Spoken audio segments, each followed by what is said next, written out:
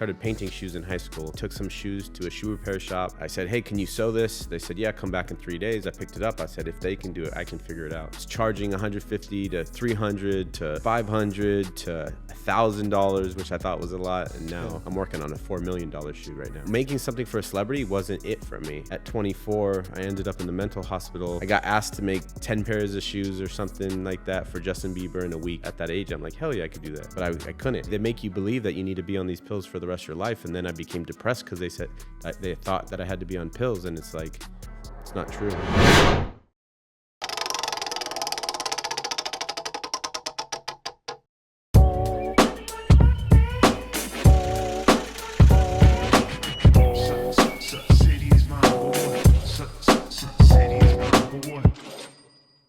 Welcome back to the MBH podcast, Money Buys Happiness. Guys, you know what to do. Subscribe if you're not subscribed. Like the video, leave a comment. We're easy. We're so easy. Easy, super easy. This might be the most beautiful place that we've ever recorded in. Yeah, it's definitely the... You already know that. He's like, hell yeah, it is, bro. Definitely wait for the second space we're building right now. Okay. You got You're gonna have another to one? come back and film another time. 100%. But even just this alone, bro. Yeah, thank you. Crazy. We got Dominic Ciambrone here. Yes. How you doing, man? I'm good, man. AKA the surgeon. The surgeon. Yeah. In the surgeon building. This is insane. I mean, we walked in here and we were in awe right away. I did not expect this. Did you shoot any basketballs? No, not yet. Not No? yet. We got You too guys fired play, up. You guys play basketball or soccer? I'm horrible. We're We're footy soccer. players. We're Okay, soccer. yeah, we play footy. Oh, yeah? Okay, We play bet. indoor soccer in there. Stop. Yeah. Well, you're Italian, right? Yeah. Okay. Are you you're born here or born in Italy? Yeah, I was born here. If you tell an Italian I'm Italian, they say you're not Italian. You don't speak Italian. You weren't born in Italy. I'm fourth, fifth generation. Okay. So my parents don't speak. My grandparents don't speak. Okay. Okay. So When did the surgeon brand come to life? when did the surgeon brand come to life? I mean, as a kid, I was always building shit. I was a surgeon since I was a kid. Yeah. And by surgeon, I just mean a creative that likes to cut things up and make them better than they already are or fix things, Okay. right? So when you think surgeon, there's a couple different types of surgeon. One to save a life. Yeah. One to enhance the way someone looks. True. And the other one is to repair something that broke, or you know what I mean? So as a kid, you were already at it. Yeah, so I was building forts in my backyard. I was building Legos differently than the instructions said. And then it really came to life when I was 19 years old. I was in New York City for the first time ever after meeting Pharrell Williams randomly on the street, which was my biggest idol at the time. Okay.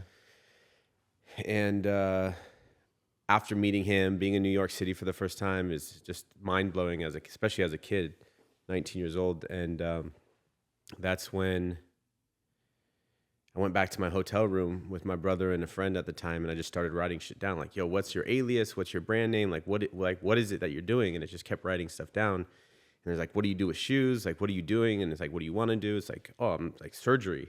You know, it's like, this is surgery. So it was, that's when it came about in a hotel room in New York City. Nice. But you had already been like messing with shoes prior to that? Yeah. Okay. Selling them just for yourself? Like, I was never man, it took me a long time to sell a pair of shoes. okay. You just didn't want to, or?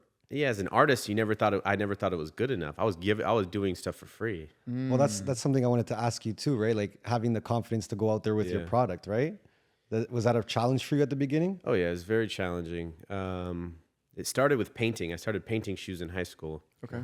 And the first pair of shoes I painted for myself, the paint fell off. It was the wrong paint. Okay. So it went from like the art behind it to how to get better quality paint. Okay. And I got better quality paint. Shout out to Ghost. Ghost was a customizer back in my hometown. When I was 15, he was a few years older than me. He showed me the way to get the right paint, which was really cool because most people don't want to show you anything. True. Mm-hmm. And it, I got shut down many times, but for him, as an artist and being the best paint customizer there was in the city, in NorCal at that time, he said, this is the paint you need. You got to go here, which, it's such a blessing that he showed me that. Yeah. So you come up with the name, you say, okay, cool. You write it down, the surgeon. What's kind of the next steps from there? I just kept making shoes, pretty much from 15 to 30, it feels like. I was practicing. I was in my own school. After that, I took some shoes to a shoe repair shop and had them sew them together.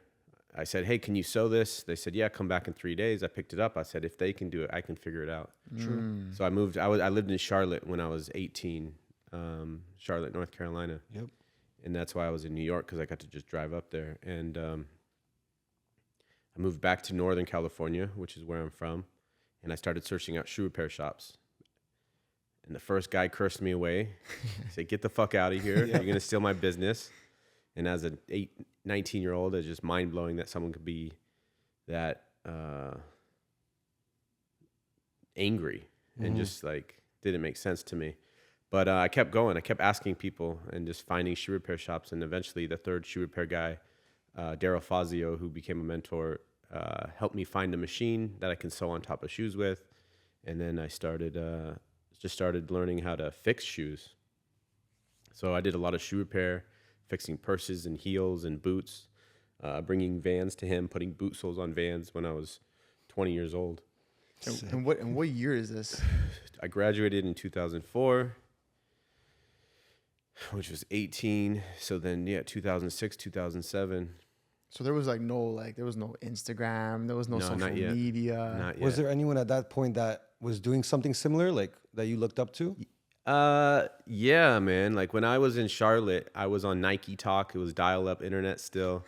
There was this customizer from Toronto, actually, C. Williams. Sick. Okay. And C. Williams was ahead of his time. There was other customizers like Sabotage. Sabotage is from Singapore, I believe. He paints shoes, and now he does more. But like he was the man. Like he's so good at branding. And then I found C. Williams on the Nike Talk. Yeah. And he patched on top of the shoe. So it's how I started. I would sew on top of the shoe. And I saw him, and I was the kid that always reached out to anyone. Like, I'm not scared to get turned down. And I eventually got a call with him and like studied his work. I was like, yo, this is sick. Like, that's dope. And I got on a call with him. He was making shoes for Drake at the time. Damn, he was making shoes for, Drake was still up and coming at that time, but he was Toronto, and you know how you guys are from Toronto. So, for the most part, I feel like you guys stick together. Yeah. We tried to. Yeah. It's hard. So it's even LA. It's hard. Of course. And in terms of even, I guess, you come up with the brand and now you start to make moves, you're repairing things. But are you marketing yourself as a business at that point? Yeah, like wherever I went. I worked in the mall. Okay. And when I worked in the mall at another store, I would bring my shoes and just put them on display. Yeah. And everyone I talked to, I was just like, yo, I do shoes and this. So even since high school, I was the guy that did shoes, or I hustled and sold clothes or whatever. Yeah. And even as an artist, I feel like you said before, like sometimes it's hard to be confident in your work, or you're very critical. Was there a moment that kind of changed that? 2 years ago, it finally changed. Wow. Took that long, eh? Really? I mean, it was a progression. At first, it was just like, there was a progression first of just painting shoes. I never liked painting shoes, even sewing on top of the shoe, because I didn't go to school. Like, no one just taught me, like, this is how to do it, and then you're good. It was, I put in a long time to get better.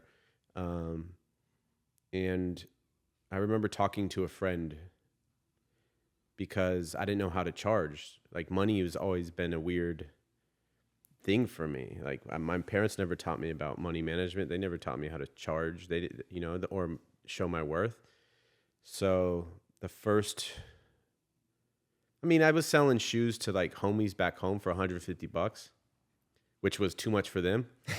Damn, I wish I have could a pair get them up now. there, and my homie was like, I think I said 300, and he was asking for a discount or some shit. And I was like, at the time, it's whatever. Yeah. So I mean, it's been a progression, because then it went from, charging 150 to 300 to 500 to $1,000, which I thought was a lot. And now, I'm working on a $4 million shoe right now. Wow. Ooh. Yeah. I'm going to beat Kanye and Jordan for the most expensive shoe ever sold. Can Those are game worn or worn by Kanye, but I'm going to have handmade by Dominic. Wow. Even like financially though, at that point, how are you making your dream work? Do you have another job on the side? Yeah, I was working in a gym. I was working on the front desk at the gym, hustling, selling supplements on the side, it was mostly just odd jobs, but also doing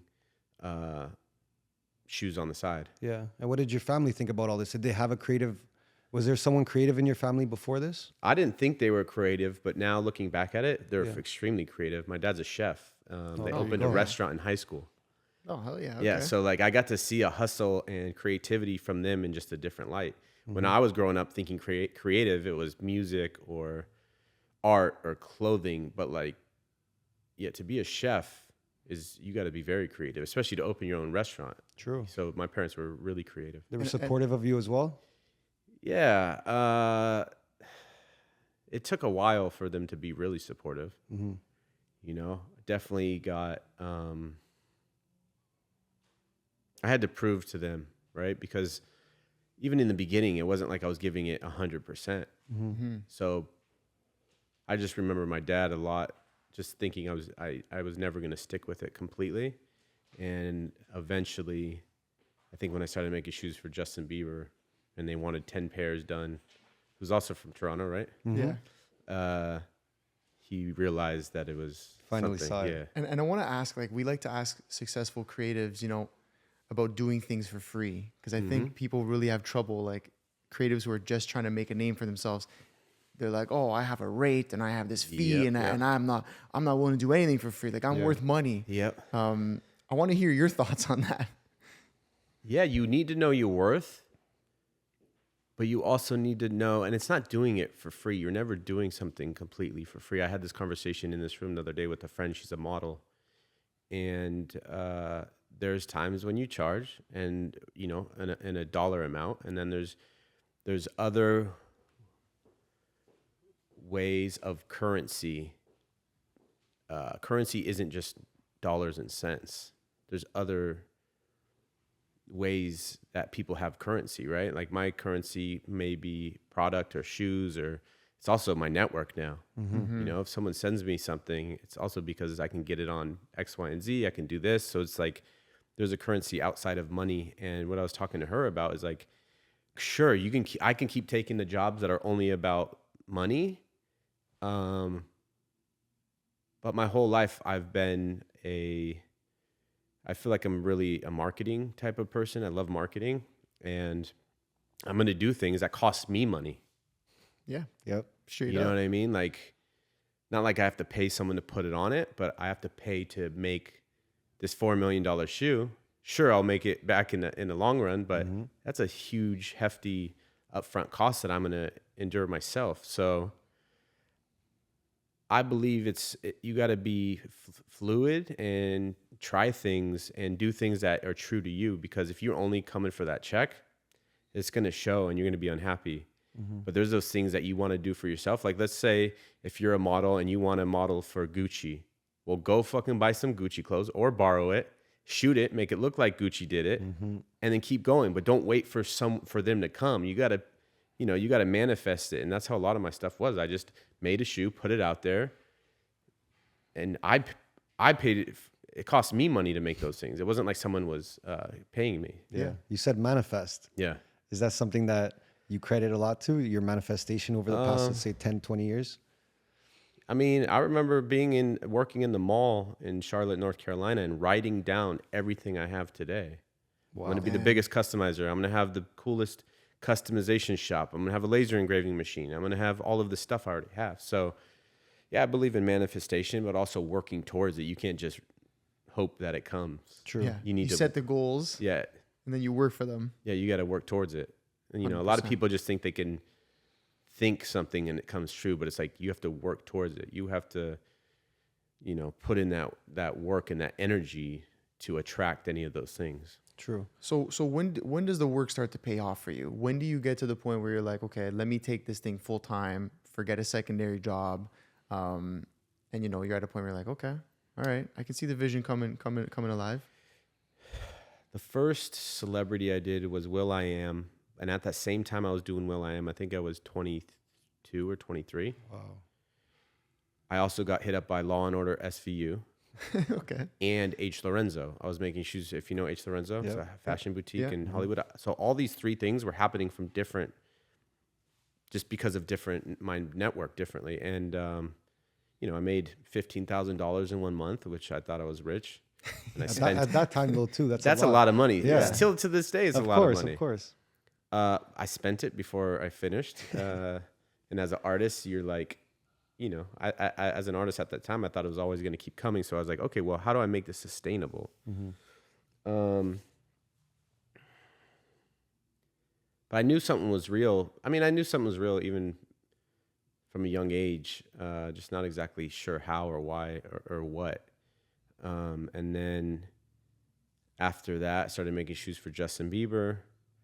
After that, but even that, making something for a celebrity wasn't it for me. It was like, cool. It's great. But at the end of the day, they wanted what they wanted with my take on it, but it wasn't fully mine. Okay. Right. So then I was coming out with ideas. I put Python on a Jordan 4 years ago and put it on Instagram right when Instagram was coming. And then people would reach out to me for that shoe. But at the early stages, I didn't like making something more than once. I was this artist mentality was like, you do it and you're done. And it's like, I had to work past that. And when I did, I became better. My quality became better. I remember doing misplaced checks with John Geiger years ago. Around that same time, I was doing Python Jordans, and I did 1 pair for him. And then they hit me up. They're like, can you do 25 pairs? And I'm like, no. Damn. But then I was like, I ended up doing it, and I loved it. I was like, oh, I can make more. Like, you can make a lot of money by doing the same thing over and over, and the quality gets better. And that's where for me it clicked. I was like, yo, you can get better. True. And make a chunk of money. Like I think I was making $80 a pair. Yeah. Like I got hustled, but at the same time, it is what it is. Like his currency was bigger than dollars and cents, and us together, we created stuff that's never been done and the first of its kind. So I'll never take that away from anyone. If I work with someone, and they have a value outside of money, like let's work together. That's something that makes sense. Yeah, which is very collaborative of you. And obviously you had also a business mindset at that point, which I feel like a lot of creators do miss out on. They're very creative, but when it comes to the business side, the money side, they need some help. So what do you credit that to? Because you seem to have got it earlier on. I think my parents, like subconsciously watching them, like to see my parents open a restaurant my freshman year of high school, during that time I was like, whatever. But like looking back at it, I was like, damn, I got to see them put all their money up. My dad quit an amazing job, 6-figure, getting paid 6 figures, quit his job with benefits to open a restaurant, to open their dream. And as a kid, I'm like, I was a dickhead, and I was, what's the word? Unappreciative. And but to see that and to see them hustle, like I think a lot of it came from that. And I had a hustler mentality. We were lower middle class, but my parents worked extremely hard for everything that we had. And if we wanted something, we'd get it for the most part, clothing wise. And I remember posting on early Instagram, and I posted saying something like I had nothing. I said something like I had nothing growing up. Like I had to shop at Marshall's, right? And then someone came back and commented, at least you got to shop at Marshall's, right? So it puts shit into perspective. Like, damn, you're 100% right. Like people have less. True. But I had my own hustle, and everyone has their own life, and we see things in a similar lens, but just in a different moment. So I got to see them bust their ass, and then I got to do it too. Yeah, and even working with celebrities earlier on, you said they just want what they want, and with your touch, right? Yeah. So I guess that kind of, at that point in your career, did that hurt your ego a little bit? Did you realize that you couldn't really have much of an ego working with these guys? Yeah, like I got my ego checked way early on because I thought I was in my hometown making shoes for Justin Bieber, thought I was the shit. And then once I stopped making shoes, or once those stopped making shoes for them, because it's not a consistent thing. It was like tour stuff, right? Yeah. So once that stopped, I was like, well, fuck, I was always working on my own stuff as well. And I'm still working on my own stuff. Yeah. Right? Even this custom stuff, that's, it's a part of me, but it's not 100% part of me. True. So this original stuff I'm working on is 100% part of me. Yeah. But yeah, I got to check the ego really quick and like understand I'm not the shit. And also at 24, I ended up in the mental hospital, and that checked my ego too. Can you talk about that a bit? Yeah, I mean, I got asked to make 10 pairs of shoes or something like that for Justin Bieber in a week, and at that age, I'm like, hell yeah, I could do that. Yeah. But I couldn't.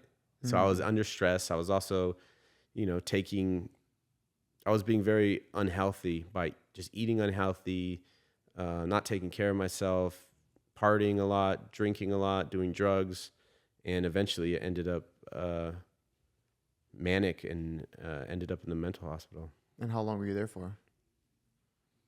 A week or 2 weeks or something. Okay, so short trip just to get your mind right. Yeah, I had to take. They put me on bipolar. I got diagnosed bipolar. They put me on medication to level out. That mental hospital was fucked up. I can imagine. How did that change your life from there on out? It just showed me that I need to fucking take care of myself. Yeah. Because if they make you believe that you need to be on these pills for the rest of your life, and then I became depressed because they said that they thought that I had to be on pills, and it's like, it's not true. Yeah. Sure, I needed pills at that time to come back down from this episode based on drug use. I don't believe I'm bipolar. I believe I'm highly sensitive human, as there's a lot of sensitive humans. But you don't need to mask something to live a good life for the rest of your life. It's just you got to take care of yourself. 100%. And you focus on that a lot now, like trying to stay fit, eat healthy. Like it's got the ball court. Yeah. We play soccer the coolest thing every day at 2:30. The whole production team, we play 5-on-5.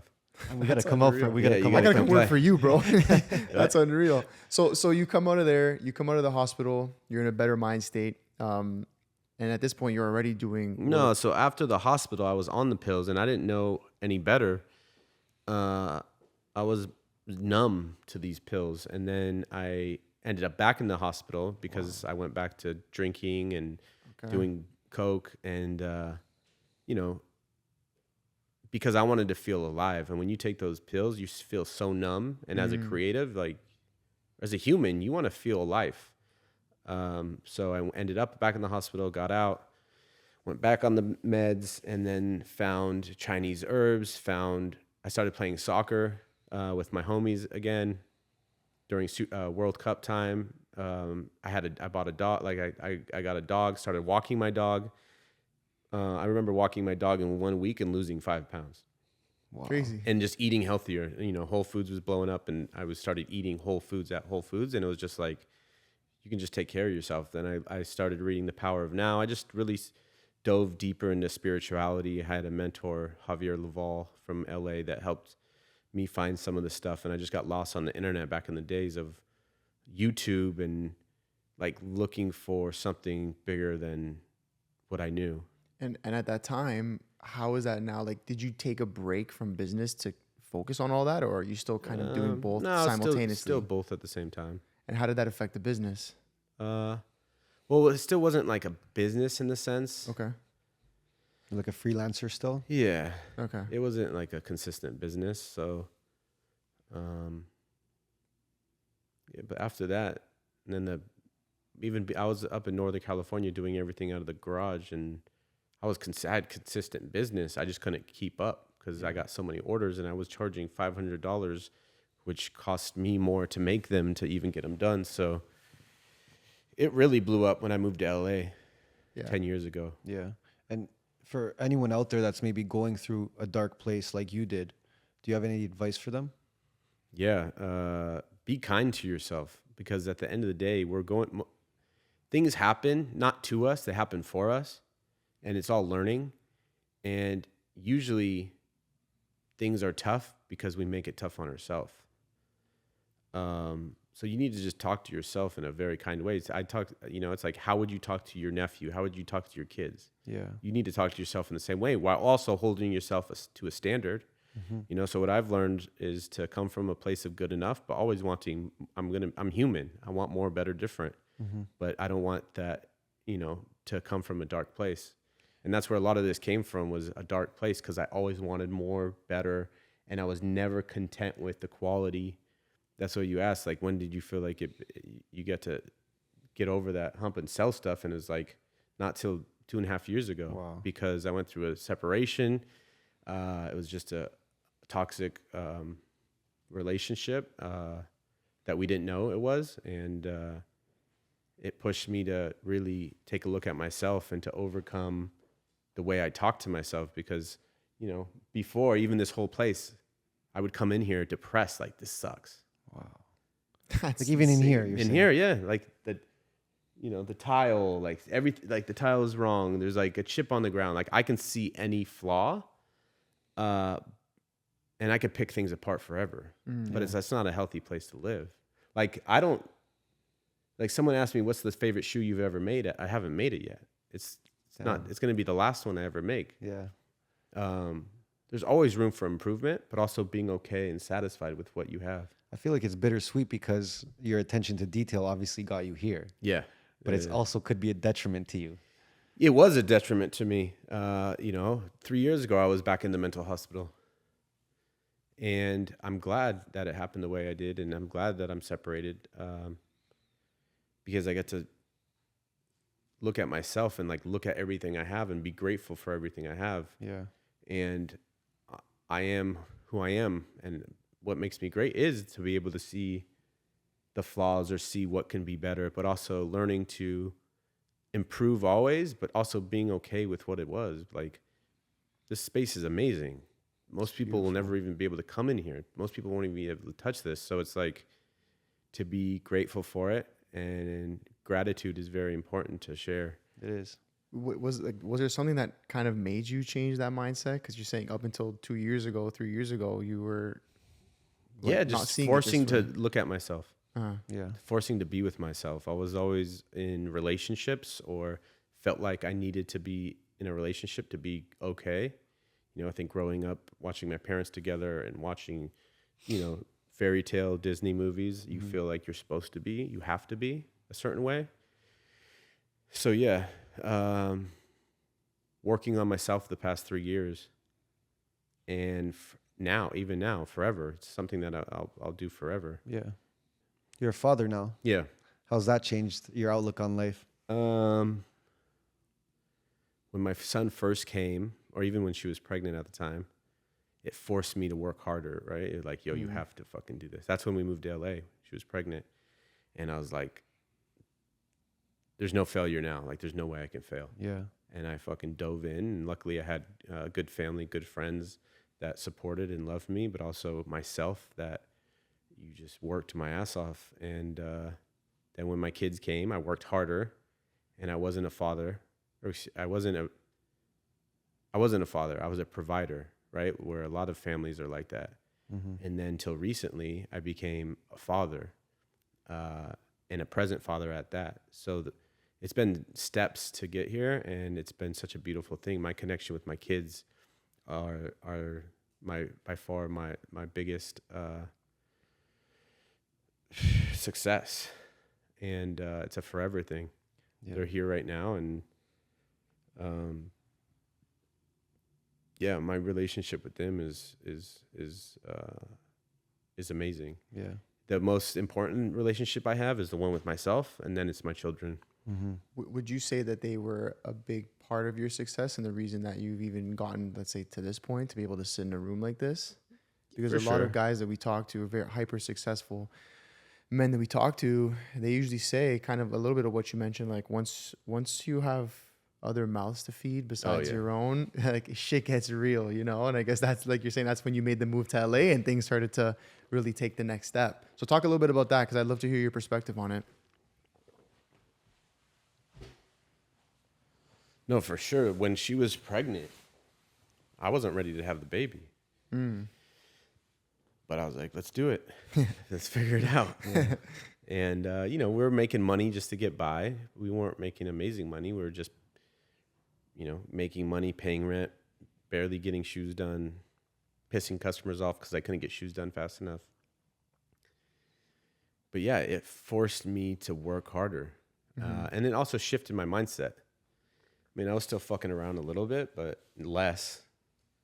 right? And now even less. And now I'm single, and I just have different motives and focuses on where I'm taking all of this. And yeah, I'm so grateful for my my ex-partner and the kid's mom and the kids to ground me in a way that's different than being someone that can do anything. Like my, you know, a lot of my life now is for the children, my kids, to make sure they're good. Yeah. And I give them as that I'm learning for myself to also learn to give them the wisdom that I didn't get. Yeah. You know what we notice, like a big thing that happens when you have kids is you kind of want to buy back your time a little bit from work, right? So is that when you kind of started creating all of these structures and processes, and now being able to have a team, like you said, your development team, your production team, like you have a massive team now. I kind of want to understand when that came to be, and what pushed you in that direction from you in the garage, you know, going at it on your own. This was a series of events, but when my partner was pregnant, we were doing everything out of the garage, and I said, let's have the baby, but we got to move to LA. Mm-hmm. It forced us to move to LA. A friend of ours gave us a place, an office to work out of. We moved to Diamond Bar, which is by Pomona, which is an hour drive, which I think we did that for 3 months. And then we figured out how to just get a loft downtown. She was still pregnant. And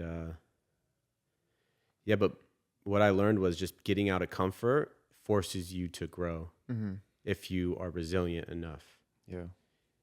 But every human's resilient. It's just a matter of how you allow it to affect you mentally, physically, spiritually, emotionally, all of those things. And yeah, put myself in a very hard situation, and I grew from it. Yeah. It's pretty much that simple. I just, you know, I got to bust my ass and prove myself like, oh shit, you can do that, you can do more. And then it just kept growing. Yeah. You mentioned even the separation and the pressure to be in relationships. And I think today that's more so than ever. So now you're single, and how are you looking at relationships now from what you've been through? Before I was in a relationship that we truly didn't know each other, or who we were individually. We didn't have our own identity. It became mashed up, as a lot of relationships do. Yeah. And a lot of them start in honeymoon stage, right? So it's not real life yet. Mm-hmm. So now do I look at relationships of how do you really build a true friendship or a bond with someone that you can be your complete self with, right? How do you completely be yourself with? Everyone has shit. No one is perfect. And there's, but now I'm just working on the relationship with myself more to understand, do I even want to be in a relationship? You know, do I want to be married again? Do I want more kids? I don't know. But what I do know is I want to just continue to build a relationship with myself and build honest, authentic relationships with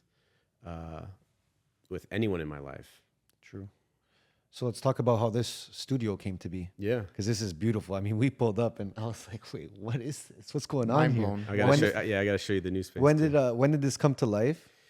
And yeah, talk to us about that. I was talking to someone yesterday, but I think it's a lot of my inspiration comes from everywhere. It's never one thing. I remember Fantasy Factory growing up, watching Rob Dyrdek, and I was like, that's sick. Legend. But I would do it like this. Yeah. You know, I came down to LA. I visited my friend's spot, Good Art. Josh, he makes jewelry. His first spot was sick. His new space is even sicker.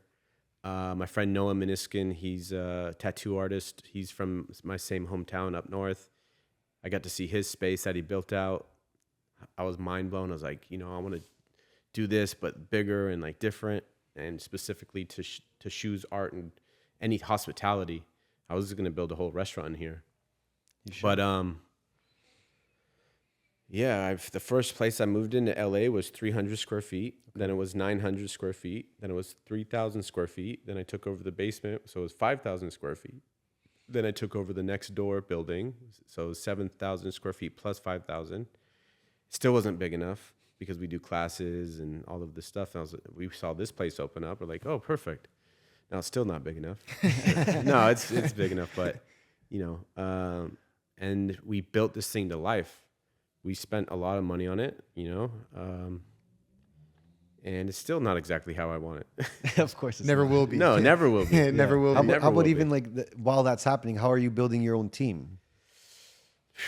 When I first moved to LA, it was just me and my ex-partner at the time, my kid's mother. It was just us doing everything.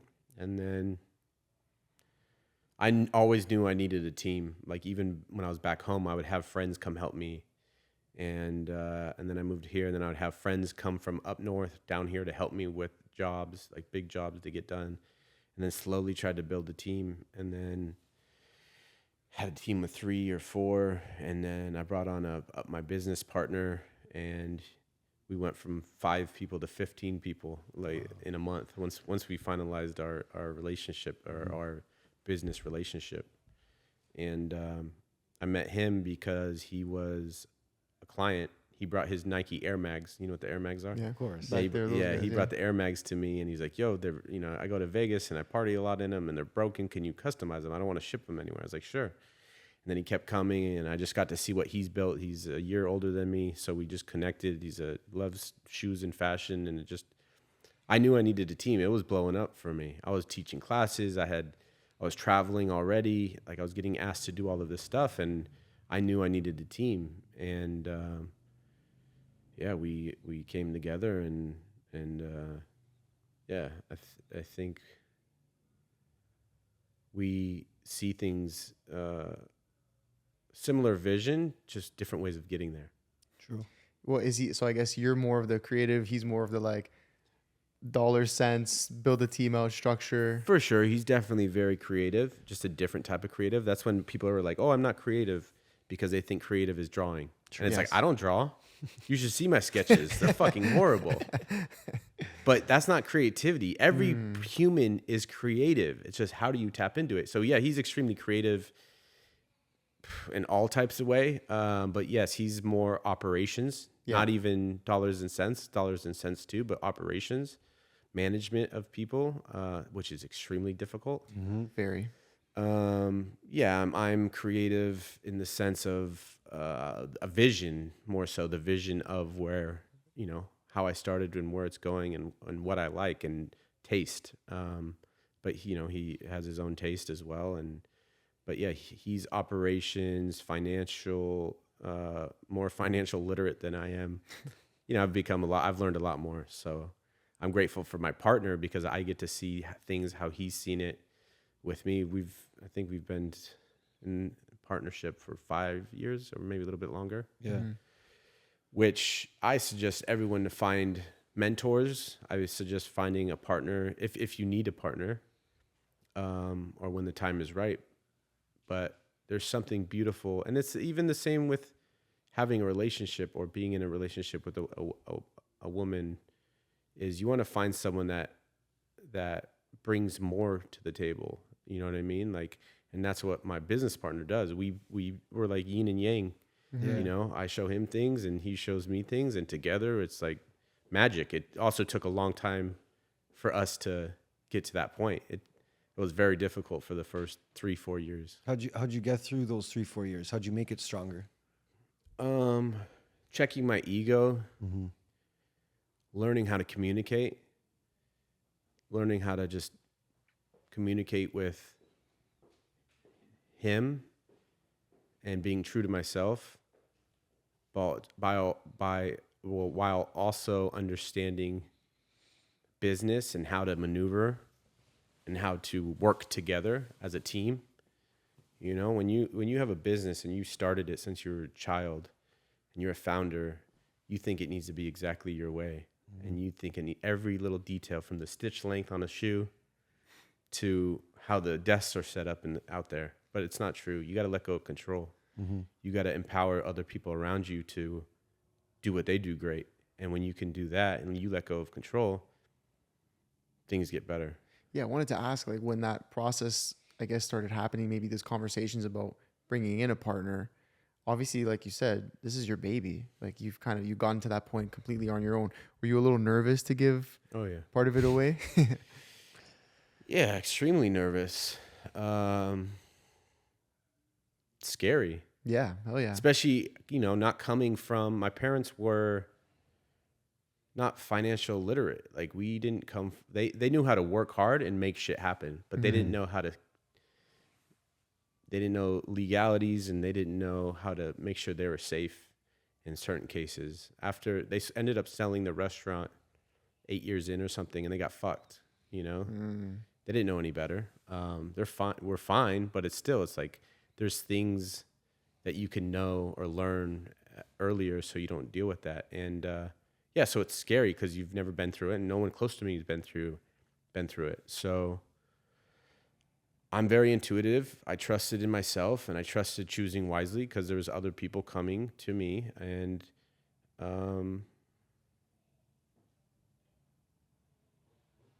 at the end of the day, you need to feel good with that person.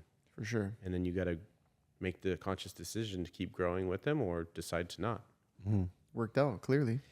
Yeah, and it's not even, Yeah, you're not even halfway there. We're just getting started. Yeah, we're just getting started. You even mentioned earlier, like working with some of the bigger names before, that they would have more control over the design and stuff like that. You had maybe just a touch of your taste in it. Now, today's day, when you're working with these bigger brands, do you have more control over the design and what's going on? Yeah, they come to me for a certain reason. Yeah. But no, there's still guidelines to follow. True. Which I've learned to also enjoy. It is what it is.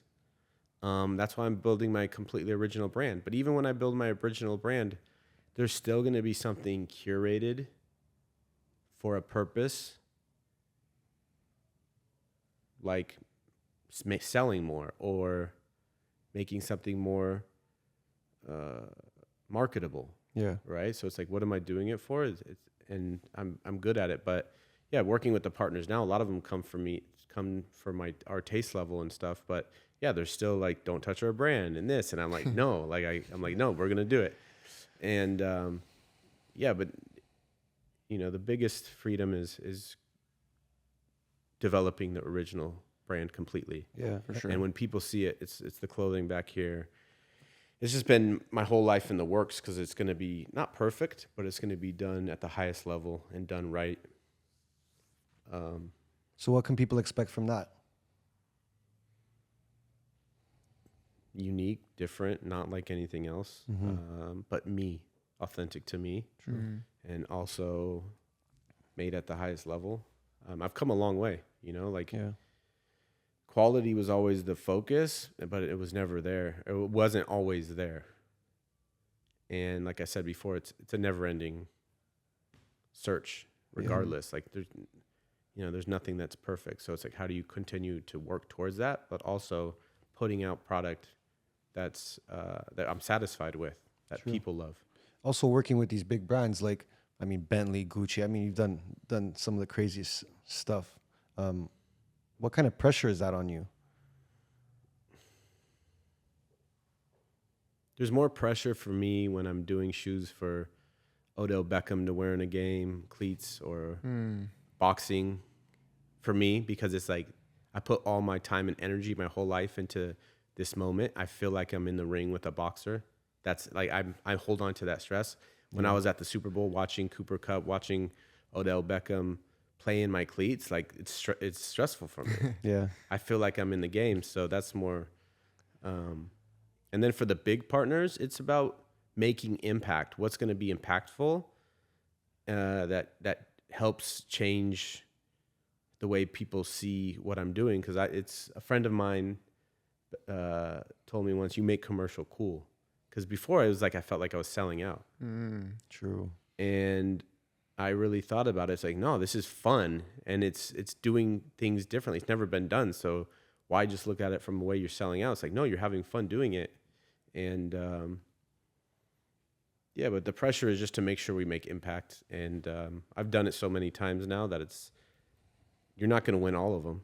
True. Right. And what's it like working with, I know you've worked with Neymar, Vinny Jr., some of the biggest guys on the planet. It's only right. That's what I'm the biggest in what I do.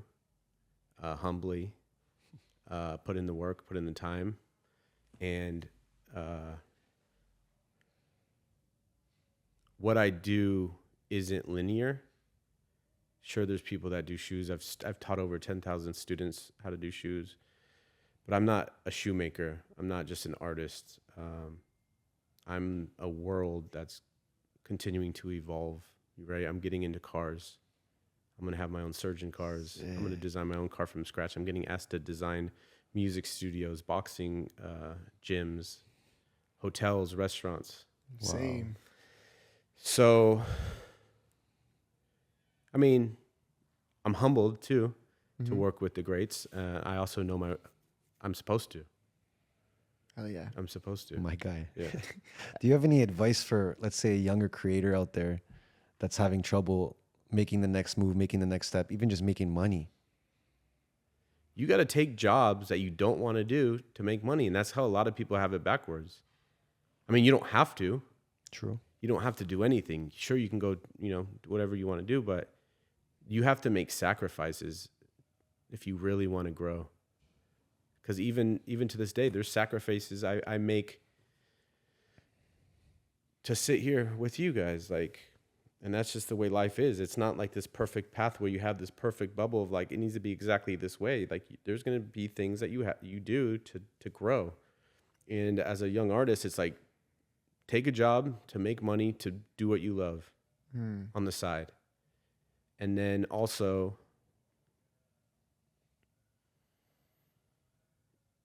what were we saying? Put your work out there. So many people don't want to put their work out there because they think it's going to be copied. That's and true. It's sure, it can be. There's things I've done that other brands have taken. It doesn't bother me as a creative. We just keep going. And even if something looks similar, I know truthfully, my designers don't look at other people's work. We don't look at other people's work.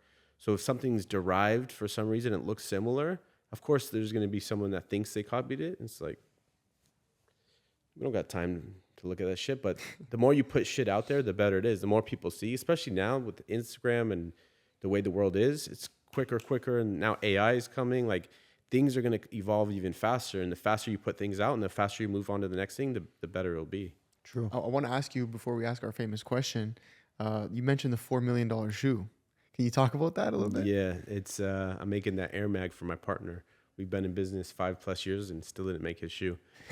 We've built a lot. We've built a lot. It went from that shoe to everything else, and then forgot about the shoe. It's sitting, but it's it's just making an art piece that's wearable and using the Air Mag as a base and just doing it at a luxury gold diamonds, and it's just something that hasn't been done before. So he's gonna rock it. You think he'll rock them? Oh yeah, we're gonna party. We're gonna party in Vegas. Wearing fucking $1 million diamonds in each shoe. Damn. Well, first of all, Dom, thank you so much for letting us in your space. This Appreciate you, man. Freaking crazy. I know you have a hard stop, so we got to ask you one more question. We are the MBH podcast, Money Buys Happiness. So I want to ask you, Dom, if you believe money buys happiness. Does money buy happiness? No, I don't think money buys happiness, but when you start making money, money is just a tool, and you get to use that tool in any way. And money can help with freedom. Money can help with eating healthier, which helps with happiness. But for me, it's also not. I've learned that life isn't about happy. And a lot of people say, I want to be happy, or you should be happy. And it's sure, we like happy, but it's about being whole. And that's where a lot of this world gets mixed up, because they think that happy is the goal, and happy is not the goal. I want to cry. I want to feel all of my emotions. Happy is just one of those emotions. Sure, it feels good, but you can be happy, sad too, right? I can cry because I'm so fucking happy with what I've been able to build, or my kids doing something that I never thought they would do. So yeah, I don't think money buys happiness exactly, but it's a tool that can help with making choices, or going on vacations, or doing something, that will help make you feel whole, but it's also a state of mind, and you don't need money to do that. It's just about your lifestyle too, right? A lot of people are in this rat race of more and more and more. And it's like, we look at our friends, we look at peers, and we're like, oh, if they need that, I need better. And it's like, that's what's wrong. It's like, I could have all this and live way more simpler. And when I first moved to LA, I had a 1997 Toyota 4Runner. I had 9 pairs of shoes, right? And so it's like, the more you grow, you're like, you have more, but it's also like, how do you live with less? True. And for me, it's traveling with my children and showing them the world. And I just happen to bust my ass and have this, but it's like, there's so much more to the world and experience. But yeah, no, I don't think money buys happiness. I definitely think it's a good tool to help with things. And how can you do something to make money that's fulfilling? Yes. Right. So like, all of this is, we're making money, which at the end of the day, money is just energy. People give me their money for my energy that I've been able to create from a product or my whole life. So it's just an energy exchange. Absolutely. Someone busts their ass to make money to buy a product that I busted my ass to make my whole life. So it's really cool to see. Everyone's just busting their ass. Yeah. Beautiful answer, though. Comes That down was to a it. great answer. I mean, some people bust their ass. Some people, are born into money, but they get to learn what the value of that dollar is in some form of way. Yeah, different ways. Absolutely. Thank you for having us, brother. Yeah, thanks for coming by. Beautiful. Guys, if you made it this far, and I know you did, you know what to do. Hit the subscribe button if you're not subscribed. Like this video. Leave a comment. We wide angle? are out.